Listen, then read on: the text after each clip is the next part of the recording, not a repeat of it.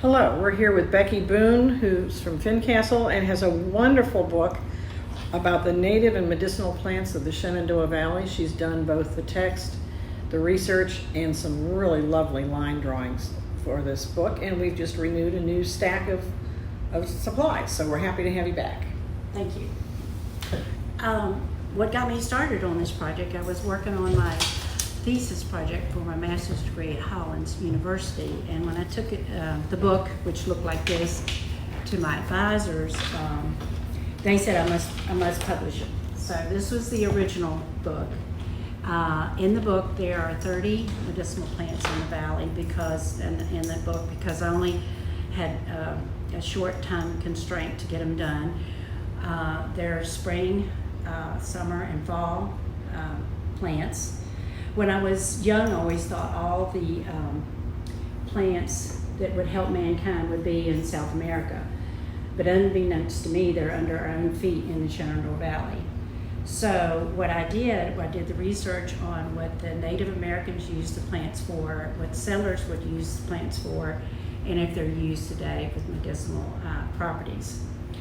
And what's amazing is one particular plant that comes to mind is the black cohosh, and that was another thing. All the plants had to be drawn from life, so it was, I had to hurry up and do it in the spring and get all the ones before they died back. But the black cohosh is called squaw root, and they would use this for women's issues, childbirth. Even the root system as a poultice can be used for snake bite.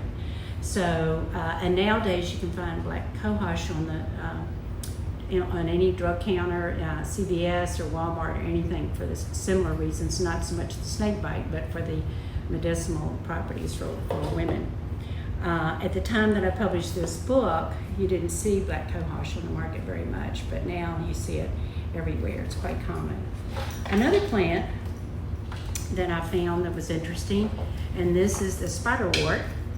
And it's, a lot of people consider it a weed, but this plant is so unique. It's like a futuristic, has futuristic properties.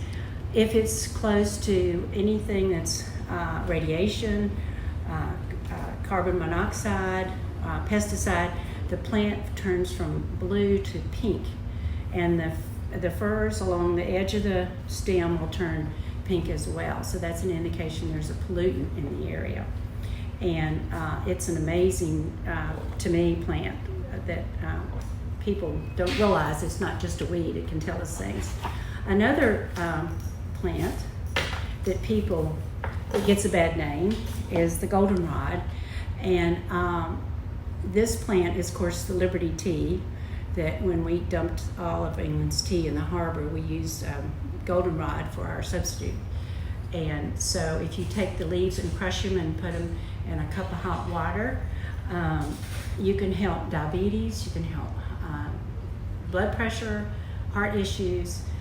The English, actually, after we got to be friends again, they have goldenrod in England now, and they use those for health properties.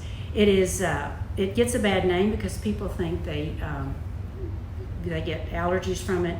Actually, bees and insects, transfer the pollen in, and they don't transfer the pollen in, which is the bad guy, which is the another weed that grows close by, which transfers through the air. So that's just some fascinating things about. There's every plant in here has amazing stories. Many of them are used today in medicine. In the back, I did interviews with people who had used plants as a young person and saw their parents use plants as medicinal properties. Also, there's recipes in the back of the book that has poultices and teas and dumplings and all kinds of things you can make with wild plants. And also, it has a field guide where you can write your own notes. I made it so that it could be useful backpack. You can stuff it in a backpack, you can throw it in your dash of your car so that it doesn't close up. Again, I did 30 plants. There's lots more out there, so good luck and hope you can find some and do your own research. It's lots of fun.